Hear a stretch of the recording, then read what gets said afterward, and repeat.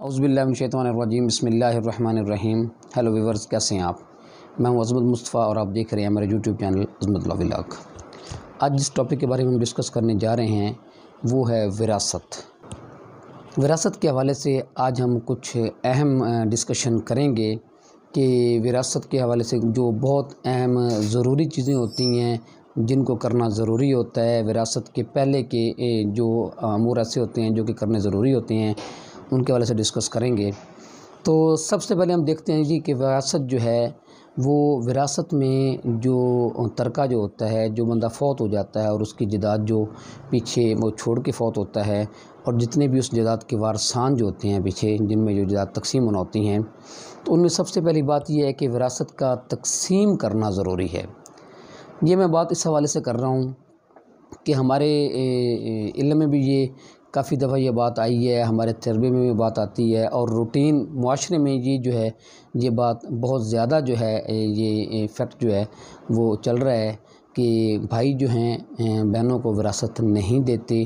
वो काफ़ी दफ़ा ये सुनने में आया है कि भाई कहते हैं कि जी बहनों ने हमें लिख के दे दिया है कि हमने विरासत नहीं लेनी और जो विरासत का हमारा हिस्सा है वो आप रख लें। तो इसके लिए शरन व कानूनन ये बात सही नहीं है कि इसमें कहा यह गया है, शरई तौर पर भी ये कहा गया है कि विरासत का तकसीम होना ये ज़रूरी है। ये शरन भी और कानूनन भी।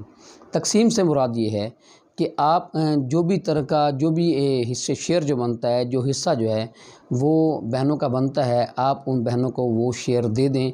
वो बेशक अगर जायदाद है तो जायदाद के उनके नाम ट्रांसफ़र करवाएं या उनका जायदाद का जो पैसे बनते हैं वो उनको एक दफ़ा आप दे दें और जब वो ले लेती हैं और लेने के बाद फिर आप देखें कि क्या वो आपको वापस देती हैं कि नहीं। ये तकसीम का जो अमल जो है ये बहुत ज़रूरी है। सिर्फ़ ये कह देना कि जी बहनों ने हमें माफ़ कर दिया है या बहनों को मजबूर करके या हम इमोशनल ब्लैकमेल करके हम बहनों से वो जो हिस्सा जो वो ले लेते हैं, तो ये दुरुस्त नहीं है। इसके लिए शरा और कानून ये कहता है कि एक दफ़ा तकसीम करना लाजमी होता है। तकसीम करने के बाद अपनी मर्ज़ी से अगर बहनें या कोई भी भाई जो है वो किसी दूसरे भाई को या बहन को दे देता है तो उसकी मर्ज़ी होती है, लेकिन तकसीम करना ज़रूरी होता है। तो इसलिए ये कह देना कि जी किसी बहन ने हमारे हक़ में जो है वो अपना शेयर विड्रॉ कर दिया है, उसने कह दिया है कि भाई रख ले, ये दुरुस्त नहीं है। अब जी इसके बाद जो सबसे अहम बात है वो ये है कि विरासत जो है वो कब जो है वो शुरू होती है। इसमें दो चार बातें जो है इस हवाले से करना चाह रहा हूँ मैं। विरासत के लिए ज़रूरी होता है कि जब भी कोई शख्स फ़ौत होता है तो उसके बाद जो है वो उसके लीगल हेयर्स होते हैं, जो वारस होते हैं, वो विरासत के हक़दार होते हैं। इसमें भी हमें देखने में आया है, हमारे तजर्बे में बातें आई हैं कि औलाद जो है वो अपने बाप की ज़िंदगी में ही उससे विरासत जो है वो मांगना शुरू कर देती है। तो ये दुरुस्त नहीं है। विरासत का जो क्वेश्चन राइज़ होता है, विरासत जो है वो तकसीम होने का अमल उस वक्त शुरू होता है जब वह जो जिसकी जायदाद है, वालिद है या वालदा है, अगर वो फ़ौत हो जाते हैं तो उसके बाद विरासत का जो क्वेश्चन है वो अराइज़ होता है। उसके बाद विरासत तकसीम हो सकती है।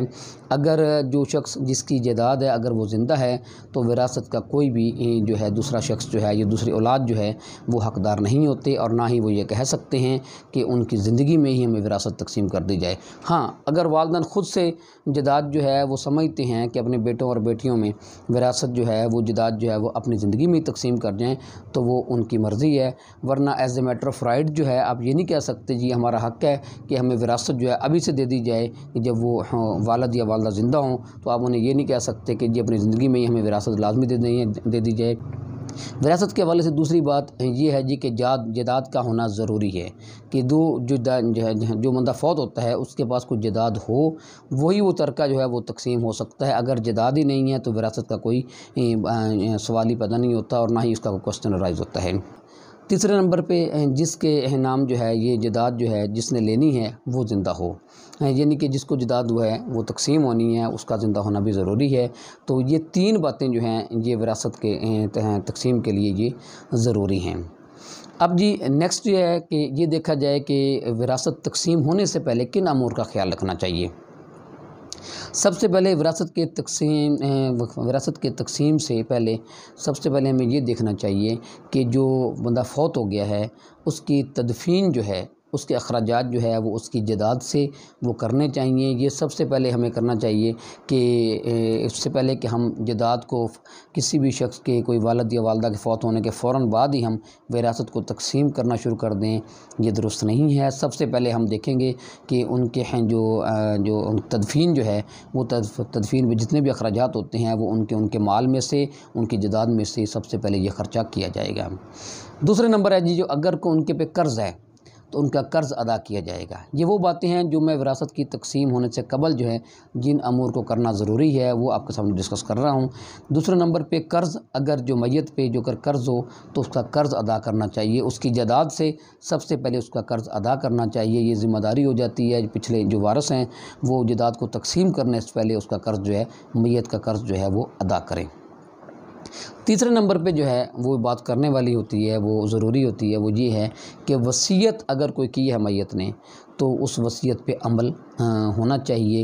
یہ بہت ضروری ہے۔ یہ تین باتیں جو ہیں وصیت کے لیے، ایک بات یہاں پہ گزارش کرتا چلوں کہ وصیت کے لیے ضروری ہوتا ہے کہ وصیت جو ہے وہ جائیداد کی 1/3 حصے کا کیا جا سکتا ہے، اس سے زیادہ نہیں کیا جا سکتا۔ ہاں اگر اس سے زیادہ وصیت کر دی جائے تو دوسرے وارث جو ہیں وہ جو ہیں لیگل ایئرز جو ہوتے ہیں، جو وارث جو ہوتے ہیں، اگر وہ اس بات پہ رضامند ہو جائیں تو اس سے زیادہ بھی ہو سکتی ہے، اگر ورنہ شرعاً و قانوناً جو ہے وصیت جو ہے وہ جائیداد کے 1/3 حصہ کی ہو سکتی ہے، اس سے زیادہ وصیت نہیں ہو سکتی۔ یعنی کہ جب اصل میں ہونا یہ چاہیے کہ جب اصل بات تو یہ ہے کہ جب کوئی بندہ فوت ہو جاتا ہے، اگر اس نے کوئی وصیت کی ہو تو اس کے وصیت پہ عمل ہونا چاہیے۔ تو یہ تھی جی وہ چند ایک باتیں جو کہ وراثت کو تقسیم کرنے سے پہلے ہمیں اپنے ذہن میں رکھنی چاہیے، اور یہ ضروری ہوتی ہیں کہ ہم جو ہیں یہ باتیں جو ہیں وہ وراثت کے حوالے سے ان کا خاص طور پہ خیال رکھیں۔ اور جیسا کہ میں نے سب سے پہلی بات آپ سے یہ بتائی ہے کہ بہنوں کو خصوصاً طور پہ جو وراثت کے حق سے محروم کر دیا جاتا ہے، تو حال ہی میں 2023 میں سپریم کورٹ نے اپنے ایک فیصلے میں یہ قرار دیا ہے کہ بہنوں کو محروم کیا گیا تھا بھائی نے، اور 20 سال تک جو ہے وہ لٹیگیشن میں مقدمہ ماضی میں بہنوں کو الجھائے رکھا، بہن کو اور والدہ کو۔ تو سپریم کورٹ نے اس کا فیصلہ کرتے ہوئے ایک تو ان کو ان کا حق دیا، بہنوں کو اور والدہ کو حق دیا، اور اس کے علاوہ 5 لاکھ روپے بھائی کو ہے وہ جرمانہ جو ہے وہ عائد کیا، اس وجہ سے کہ اس نے کم از کم 20 سال جو ہے اس نے ان کو تنگ کیا تھا۔ تو یہ تھی جی وراثت کے حوالے سے چند ایک گزارشات کہ وراثت سے پہلے جو ہے ان باتوں کا خیال رکھنا ضروری ہوتا ہے۔ اگر ان باتوں میں سے کوئی بھی بات نہ کی جائے تو اگر کوئی شخص جو ہے متاثر ہوتا ہے ان چیزوں سے تو وہ عدالتوں سے وہ اور قانون سے اس کا رجوع کر سکتا ہے۔ اور یہ چند گزارشات تھیں وراثت کے حوالے سے، تو میں امید کرتا ہوں اس حوالے سے آپ کو آگاہی حاصل ہوگی۔ تو اس کے ساتھ مجھے اجازت دیجیے، اللہ حافظ۔